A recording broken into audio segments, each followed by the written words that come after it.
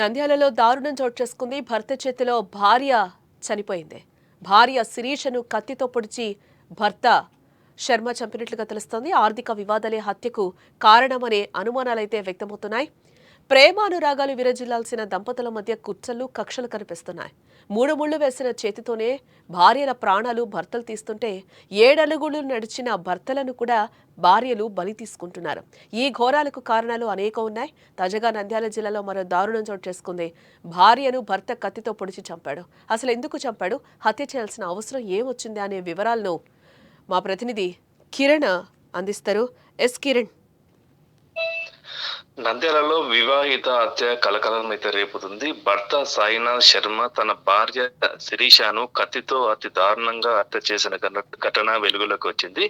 ఈ హత్యకు గల కారణం కుటుంబ కలహాల వల్ల, అలాగే అప్పులు, ఆర్థిక వివాదాలు శిరీష హత్యకు కారణమని తెలుస్తుంది. అయితే భార్యతో అర్ధరాత్రి భర్త ఘర్షణ పడడంతో సాయినాథ్ కత్తితో 3 చోట్ల పరిచి హత్య చేసినట్టు తెలుస్తుంది. అయితే హత్య చేసిన వెంటనే భర్త సాయినాథ్ శర్మ నంద్యాల పోలీస్ స్టేషన్ లో లొంగిపోవడం అయితే జరిగింది. దీంతో పోలీసులు అవాకయ్యారు.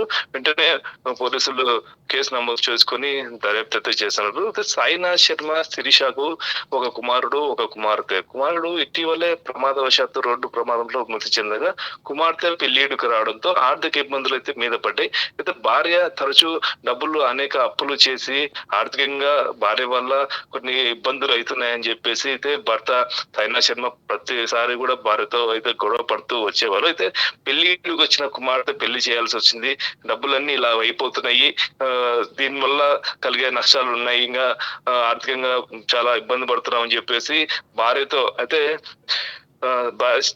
ఘర్షణలు చేస్తుంది. ఇంట్లో ఎవరి నిన్న రాత్రి అర్ధరాత్రి సమయంలో అయితే భర్త సహనం కోల్పోయి విచక్షణ రహితంగా భార్యపై అయితే 3 చోట్ల కత్తులతో దాడి చేసి చంపి పోలీసులకు అయితే లొంగిపోవడం అయితే జరిగింది.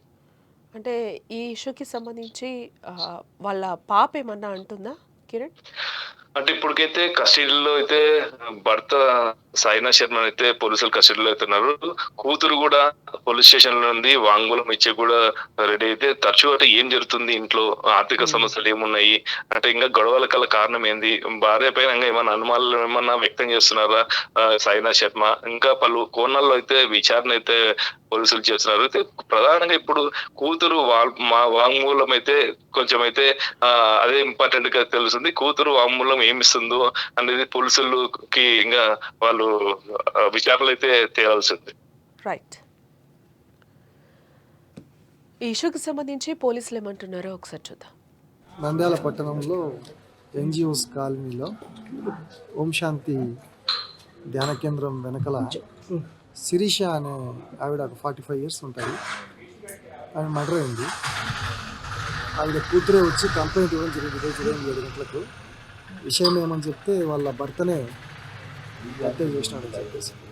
కారణం ఏంది అని అడిగితే ఈమె ఏదో కొంచెం బయట ఎక్కువ తిరుగుతుంది, మాట్లాడుతుంది. ఇద్దరికి భార్యాభర్తలకు సమస్యలు ఉన్నాయి, కుటుంబ సమస్యలు ఉన్నాయి. దానివల్ల నిన్న రాత్రి కూడా గొడవ జరిగిందని చెప్పినారు. రాత్రి సుమారుగా 1:30 గంటలకు బెడ్రూమ్లో గొంతు మీద ఛాతీ పైన పొడిచి చంపేసినారు. అది కంప్లైంట్ వస్తే కేసు రిజిస్టర్ చేసి ఇన్వెస్టిగేట్ చేస్తున్నాం.